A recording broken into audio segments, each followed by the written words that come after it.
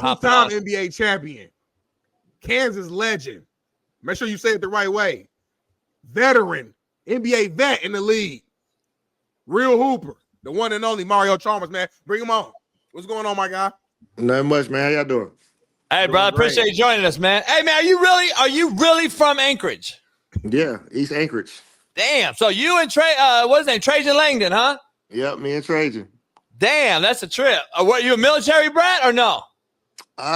Kind of. My dad was in the Air Force, but I didn't travel with him like that when he moved around. So me and my mom actually stayed in Alaska. Oh, no, got you. Yeah, my brother was in the Air Force. He was over there too. So I know it's crazy. It's a big ass place with a little bit of people. Yeah, definitely is. Hey, man, I can't thank you enough for hopping on with us, dog. Sure. True legend, man. Having done so much. KU, watch you growing up, or not growing up. Shit, I'm a little older than you, but having to watch KU, being a UCLA fan, and knowing KU's history there. I coached and played in Kansas, so obviously got to be around and watching those teams. What's your take right now on KU and the college basketball scene? Is the mid-major dead with the NIL thing and the transfer portal? And can it ever recover? Can we get the Florida Gulf Coasts of the world and those type of teams back in the Sweet 16? Or is it all the big fish eat little fish, the big dogs only now with this money being handed out? I think it's better for the little fish. Just because like the little fish have their alumni are far and few. So it's kind of like the alumni that did go to them schools that do want to give back, they'll make that program a little bit bigger than somebody can do at a Kansas or North Carolina or Duke. It's like, yeah, we got the alumni, we got people that have the money, but it's the prestige of going to a blue blood or a school like that. That's like, it's more of a privilege than anything else. So that's why I say the schools like BYU and all the other little schools, they're going to start winning more just because they're going to have that access to different funds to be able to pay them players. No doubt. Hey, specifically KU, the Jayhawks, Bill Self, been a great damn coach for a long, long time. Is he having to refigure out his kind of method to his madness? Is there a lot of people having to restructure how they operate now with this new NIL and how it's going? Do you see him figuring it out and being fine, or do you see him having to go through these trials and tribulations? It's definitely going to be an adjustment period. Just because with the new wave of guys, they think differently. They want $2 million to go to college, and for us it was we just want to go to college so we can get to the NBA. So right. It's a different mindset. So you have to definitely change and evolve with the way these kids are thinking. But at the same time, like you said, Coach Self has always been a great coach. He has a lot of history within himself and at the school at KU. So. Yeah, it's going to be an adjustment period. I think they're doing fine right now. We got the number one player in the nation, or top player coming in with Peterson. So they got a pretty good team coming in next year. So it'll be interesting to see how they do. Hey, I know Smitty's going to jump in and got some questions for you. I can't thank you enough. I got to ask you, the big three you hit to win it all, is that still the biggest shot in your career, regardless, NBA or otherwise? Yeah. Yeah, it is. Yeah, it is. You thought it for a quick second. I was like, yeah. I thought I had one for a second, but no, that's definitely the one. I remember that shit. Crazy. We all do. That was such an incredible game, man. I thought that was like the moment where like, I mean, people knew who you was, of course, before that. You had been hooping all year long, but that play was like really put it on the map. Yeah. Elevated me to a different status, so. Nah, for sure, man, for sure. Let's talk about the NBA, man. We'll talk about current days now, and then we'll go back to like your playing days. NBA playoffs right now, man. Pacers just end of day series against the Cavs, going to the Eastern Conference Finals, back-to-back years. Out here in the West, it's looking like Golden State is looking a little ugly with Steph being out. The Nuggets series, we saw OKC just won a close one, last night. Just give us your overall take on the NBA playoffs right now and who you see facing off in the finals. I've always said from the beginning of the season, I thought it would be the Nuggets and the Celtics for the finals. But with Jason Tatum going down, I don't see the Celtics getting back there. I haven't really been impressed with the way they've been playing in the playoffs this year. So yeah. And they down 3-1 right now too. Yeah, without Tatum, it's like elimination. It's going back to the 90s and the early 2000s with that Knicks Pacers. So I'm definitely excited for the Knicks Pacers rivalry just because they've been setting us up for a long time. Like if you go back and really look at it, like Tyrese Halliburton and Jalen Brunson was both on WWE. I saw it.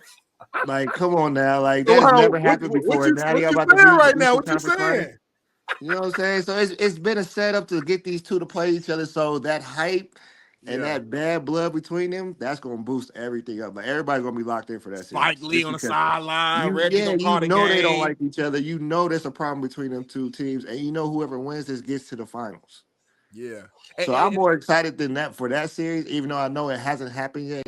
Like, they still gotta get one more game before this. New York got to get one more game, but I see it happening, and I'm excited for that series. That's the one series like I'm gonna be locked in from. You think it's over tonight? You think the Huh? Knicks win it tonight? The Knicks win it tonight? They Honestly, They it's wrap at the Garden. They played at Boston, right? Yeah. Yeah. No. It's in New York. It's in New York because it's a game 5, right? Let me see. Hold on. It's at Boston. It's in Boston. It's in Boston. Yeah. I'm gonna say this, and this is just my honest opinion, just from being in a situation like this. I feel like Boston wins this game tonight because of the Tatum injury, because of the momentum, and everybody's gonna rally behind that team. They know what they've been through. It's kind of like when we played Boston, and when D Wade and Rondo got into it, and Rondo's elbow bent backwards. Oh yeah. And it was like the whole arena rallied around them. It was so loud in there. It was like we couldn't get that game. Like it was just too much emotion going on. So I see either that happen tonight or New York blows them out. And it's just like, all right, we hurt, we done. We'll get ready for next season. So that game gonna go either two ways. I don't think it'll be close. Hey Mario, let me ask you. The star goes down. In this case, Celtics have been actually not better, but record-wise, they've only lost, I believe, 2 games without Tatum all year long, including the playoffs. How important is that? Like, how does that work? Your star goes down and you still win. Is that a thing that like you just said, it's all crowd motivation, or is it just the players step up and do it for the injured player? Because I think they're 9-2 without him. Yeah, which isn't a huge sample size, but it's just one of them things where you want to rally behind your teammate. Like you know he's down, you know he's feeling the pain, he's feeling the letdown of not being able to be out there with his team. So you want to pick him up in some way, and the best way to pick him up is to go out there and get a win and show him that we're gonna hold it down for you, whether you're here with us or not. So that's the mindset that I think Boston should definitely go in with. Like we got to hold it down for Jason. No doubt. Not for real, man. And then out west, you like the Timberwolves? Who you like? You like OKC coming out the west? What you thinking? Or are you still with the Nuggets? I know you said before the season it was Nuggets Celtics. Nuggets just lost last night. They down 3-2. Are you still feeling the Nuggets or what? I'm still going for the Nuggets because I like the dynamic of their team. I like the chemistry they have. I like just the championship pedigree they got. But I would love to see a SGA versus Edwards in the finals, in the Western Conference Finals. Like I think that'd be very exciting to see. And those are 2 high-flying teams, high-exciting teams. But the key to Denver, and I've been saying this for a while, the key to Denver is Westbrook. If Westbrook's playing good, then they can't be beat. They're a hard team to beat, I say that. But when Westbrook is not at his best, then they're beatable. So I think Westbrook is the X factor for the series. I gotta ask you, dog. How soft are these motherfuckers now?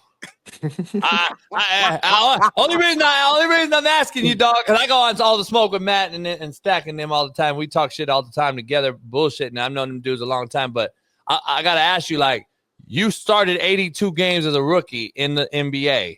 And played every game. And now this is like the load management era. And we fucking look at instant replays every 5 seconds for a 10-minute replay on a regular ass common foul. And now we got to see if it's a flagrant. And you just mentioned Rondo hyperextending his elbow and it was nasty. And they would probably review that shit for an hour nowadays. Is the game totally night and day different?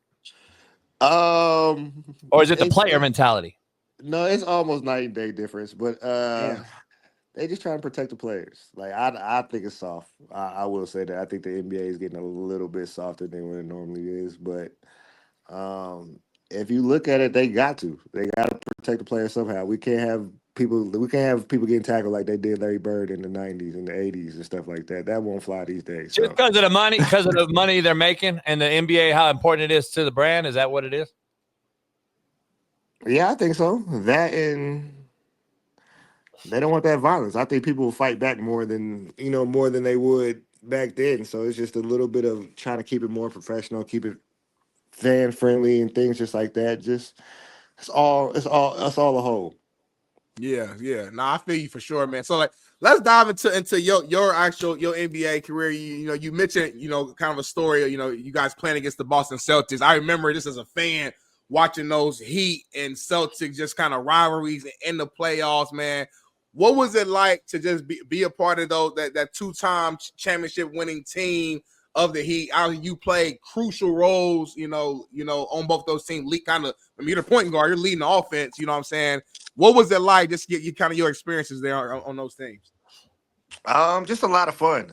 Just being Yeah, with this guy, seeing the everyday grind of what it takes to be considered one of the best of the league, to the preparation to get ready for a game every day, and just the love and the hate that you get of being a great. fight for a championship, man, a fight Yeah, for a season. So like we've been the most hated team in the NBA, and then we've been one of the most loved teams in the NBA. So you just gotta embrace the moment. what was that like? You mentioned hate, right? And you guys kind of receiving hate because of we understand it was the big three. LeBron gets, we gonna win not 4, not 5, not 6. So it was a lot of attention brought to y'all this right out the gate. But specifically when y'all played against the Celtics, we understood just like y'all two were that was the two kings out east. Was it like a real dislike between those two teams, like when y'all saw each other in the playoffs?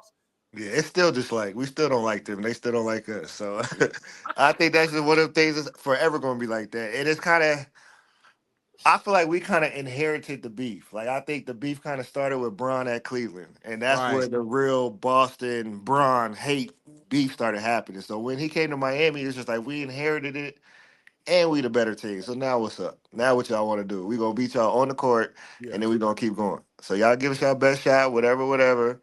Y'all was up 3-2. Bron came down, had 45 and 17 and 9. And it was just like, okay, yeah, like we took y'all best shot and we still went to the next level. And then y'all took Ray Allen from him. That's like the gut That was shot. their fault. They gave us Ray Allen. You know what I'm saying? Once you get 35, 36 like Ray, you want to win, and the team that you've been winning with kind of backstabs you. Oh yeah, I'm gonna go over here with the other winners. I ain't gonna go nowhere else where I gotta start over and fight for a championship. Yeah. I'm gonna go over here and help get a championship. Yeah. So that's the thing about that. They always talk about Ray leaving. It was like, what really happened to make him leave? Right. Nobody talks What's about the that. context? Right. Yeah, so nobody talk about that. Well, So it just I'm gonna ask Smitty. I'm gonna have to ask Smitty because Smitty be working with Paul Pierce every day at Fox. So Yeah. That's my guy. That's my guy. We work together, you know what I'm saying? But I want to see what answer they give y'all. So once he tell you that answer, let me know what he says. I'm confirming and tell you if it's true or not. I'm gonna try to ask him today if I remember. We're gonna have to bring you back on again, then we can Let me see know. what the real answer is, man. Hey Mario, we had Samaki Walker on the other day, played with Kobe, obviously in LA. We had a bunch of other guys, a bunch of players on recently, and we have to ask you this question. He's a Kobe guy. He played with Kobe, obviously, in this era. LeBron's going down is in the GOAT conversation.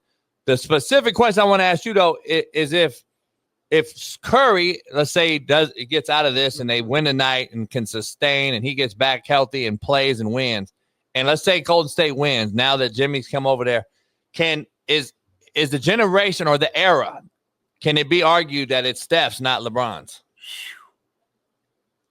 More head-to-head wins, title-wise. He'll put him ahead of him title-wise. You can argue he's changed the game. Unanimous MVP in the air. He's just okay. Samaki said the conversation at least needs to be had. You're saying nah. Nah, because at the end of the day, if you line them up mano a mano, who wins that matchup? That's what I said. Yeah, and I love Steph, but basketball is a team game, so you can't give somebody individual accolades of what they're doing within a team setting, because the Golden State team is better than Bron's team. So it's kind of like, right? You know what I'm saying? Like, okay, Steph was the first unanimous MVP. Brown was the first person to bring somebody back from 3-1. You know what I'm saying? So they both got their different accolades, and it's kind of like, okay, accolades is this, accolades is that for the team, but you line them up mano a mano, who win in that matchup? All day, it's gonna be Brian on that one. Yeah, Brian, for sure. Yeah. So you can't take nothing away from Steph, but to give somebody a whole era, it's kind of like.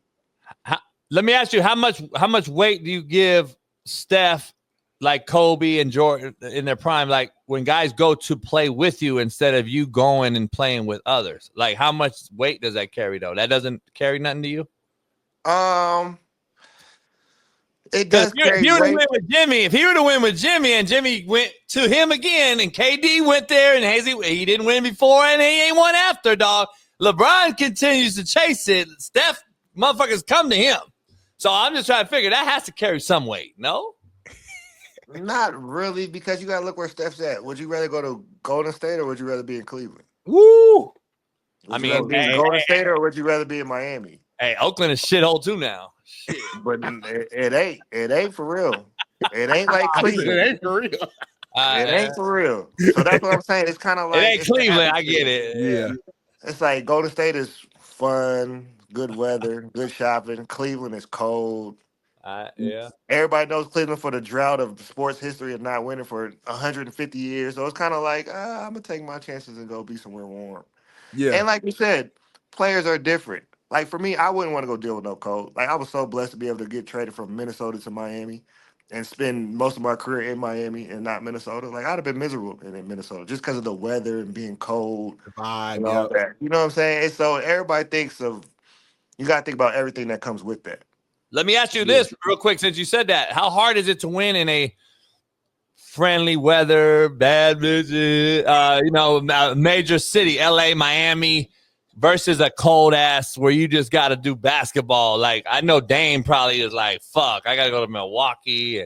Like how hard is that? Is it harder Very winning? hard. Very hard. I'll say this. In my career, I played for two teams, Miami and Memphis. It was night and day going from Miami organization to Memphis organization, and all the way around, from practice, from outside of the organization, from food, just everything was just different. So it's you get comfortable and then you get hit with a culture shock. It's kind of like, okay, now I'm back to soul food and barbecue and all this. When I was in Miami eating rice and beans and Cuban food and Spanish food and all types of stuff. So it's always a change in atmosphere that you got to be comfortable with. And real quick, because this brought this memory to my mind. You know, you mentioned you play for the two different teams, left Miami. You went viral like about a year ago. It might have been shorter than that. And you were explaining why you left Miami or what went down. Please correct me if I'm wrong, but you mentioned that you called LeBron out on defense, if I'm not mistaken. And I can't remember the exact phrase you said, but I think it was something along the lines of like either quit bitching or quit something like that. Can you please bring clarity to that and explain? Am I getting the story right? Give us some clarity on that, please. Nah, he was like, right I think you a bitch. Or quit playing like a bitch. It was something like that. We was playing the Pacers in regular season. That's when Paul George was kind of coming to his own. So they had the little matchup of LeBron and Paul George. So we was coming down in transition. I stopped the ball. They made a pass. LeBron didn't rotate out, so he got mad and got upset. So we got to the bench. And I'm telling everybody, like, yo, we need to stop bitching and just play basketball. Like, we all in this together. Like, come on, let's just do this. Like, stop bitching. He stood up and said, who you calling a bitch? And I said, I ain't calling nobody a bitch, but you know what I'm saying? You want to act tough, I can make it directly towards you. Right. And for that game, I got benched for the rest of the game, but that wasn't why I wanted to get traded. That wasn't why I got traded. Okay. I got traded. That was probably a year or two later. Okay, got you. Yeah. So wait, so LeBron's presence and just who he is had control over the playing and all that of certain players? No, I wouldn't say that. Pat Riley wasn't going for that. He might have had that at other teams, but Pat wasn't going for that. That's why Jimmy probably no longer there too, right? Yeah, Pat is one of a kind. He the Godfather for a reason. He ain't going for just anything. So Pat really liked that. I always hear the stories about Pat Riley, but I'm looking at your facial expression. You're like, nah, Pat really like that. You don't mess with a slick back. I've learned that in my career. Anybody with a slick back at 80 years old, you don't mess with him. Leave him alone. Man. I love it. I love that shit. That's real shit. Hey, what happens with LeBron? Are y'all still cool? Yeah, we still cool. What happens there? Is this Luka's team? Is it time to say, here's pass the buck in LA for the LA fan? But if you're a Laker fan like I am growing up in LA, are you what happens in LA with a young coach and JJ, former player? Those two are cool. They get together. The coach now player relationship changes obviously somewhat. What happens in LA if you're a guy that's LeBron 20-something years in this league and now you got Luka in the prime? Is it a time to pass the buck or what happens? I'm sure he wants to go on a retirement tour, right? Yeah, it's time to do what D-Wade did. Get that back seat. You know, D-Wade took a little back seat when Bron and CB came to Miami. Not too much of a back seat because you're still that second guy. I picked second because if we give the team to Luka, the younger guy, it's still gonna be his team because he's gonna be there after you. So it's just a passing of the torch, kind of. Yeah. I could say that. No doubt. Yeah, I'm curious, man, because Giannis is out there floating around. You know, the last question I got for you, man. I can't thank you for popping on here. This whole thing. I know Matt had Gilbert on his show yesterday. They brought it up. I know LeBron went on McAfee's show and literally said it. But the Mavericks go from 10 to 1, a 1.8% chance to win this damn lotto. Is it a setup, dog, or what's cracking? How do you trade Luka and then get the fucking number one pick? I'm curious. And in the second part of that question, does Dallas keep that Cooper Flag cat or trade him for a Giannis possibly? First question, I think all draft lotteries is a setup. I've said that since 2003. So LeBron goes to Cleveland. so I'm just saying from 2003, 2008, and now it's kind of like Derrick Rose, Chicago, LeBron, Cleveland. Yeah, it's a little fishy. Yeah, okay. So to answer the second question, if I'm Dallas, no, I get rid of that pick. I'm trading it because I can get whoever I want with that number one pick. Because Cooper's not a bad guy, but we want to win now. Kyrie's coming back from injury. AD get hurt pretty much every other day. So your window of winning is very, very small right now, unless you're just going to go into real rebuilding mode. So if you're going to go to rebuilding mode, then I would get rid of Kyrie and AD and just rebuild. But if not, I want to win right now. I'm sending Cooper somewhere, and I'm trying to get Giannis. I'm trying to get KD. I'm trying to get D Booker. I'm just trying to get somebody that can fill that void that we need because our bench is cool. We got good bigs. We got a dominant scorer in Kyrie and AD. We just need one more piece. Man. So you get rid of Kyrie and AD if you're trying to rebuild. If I want to rebuild. Yeah, that makes sense. You can go get rid of Kyrie and AD and get some picks and be like, all right, we just rebuilding this year. Let Cooper go here, kill good rookie of the year, and get his feet wet in the NBA, and then we build around him. Let me ask you: is Vegas the next expansion team in NBA? They're gonna get a team. Or Seattle? I'm in Vegas right now, so I do like Vegas, but I'd rather see it in Seattle. Just Seattle has so much history. It's always been a basketball town, and like the people there love basketball, and it's just as much money in Seattle as. Well, I ain't gonna say that. It's a lot of money in Seattle. There is.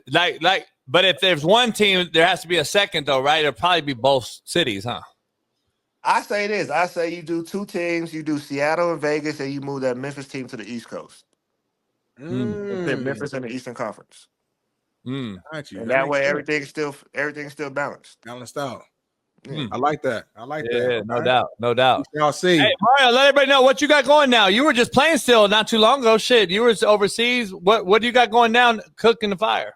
Right now, getting ready for the Big Three. Ice Cube League, the Big Three. We start June 14th. So we got the draft tomorrow in Vegas. So we got some big names. Dwight Howard playing this year. Lance Stevenson, Kemba Walker. Me, Michael Beasley, Montrezl Harrell. So it's gonna be one of the exciting things for the summer. So get ready for that. Yeah. Are you back traveling or is it all in Vegas again? No, we're back traveling. So we start in Chicago. I think the first three cities are Chicago, Baltimore, and Miami. Oh, nice. JB, you used to work for the you do some stuff for the Big Three, right? Back in the day. Yeah, me and Michael Rappaport. Yeah. Okay. Yeah. I called that game in Staples. It was sold out. The championship, the first year. A couple years The ago. first Yeah. championship. Yeah. So That's when it Oak cool. was found everybody. Yeah, it was cool shit. And I'm cool with GP and a lot of guys, a lot of guys and shit. So it was cool seeing all those dudes. I see all them tomorrow. Oh yeah, no doubt. Yeah, I might have to fuck with it again. Maybe I'll hook up, see you, man. Come meet you in person. Shit, it'd be cool. Vegas. We're not too far in LA, so we're always there. Man, I can't thank you enough for hopping on, brother. Keeping it real, man. We play in LA this year too, so check out the schedules and we can set something up. At the Staples or at the whatever Intuit or yeah, whatever the fuck they call them now. It's probably Staples. It's probably the gas. I think it's Inuit Dome. Intuit. Yeah, that's cool. That's right there in Inglewood. It might be. I think so. I have to check and double check that, but I think either way, LA, we can make something happen for sure. No doubt. And Smitty gonna find out from Paul what the truth is, and then we'll fuck around and find out. Yeah, you gotta set it up where me and Paul come on the show and talk shit, go back and forth about the good old days. Because we got the Kansas connection too. Hell yeah. We're gonna make it happen. It's easy. God. That'd be fire. All right, Ben. I appreciate you, brother. Good seeing you, man, and much love. Thank you. Appreciate it. All right, brother.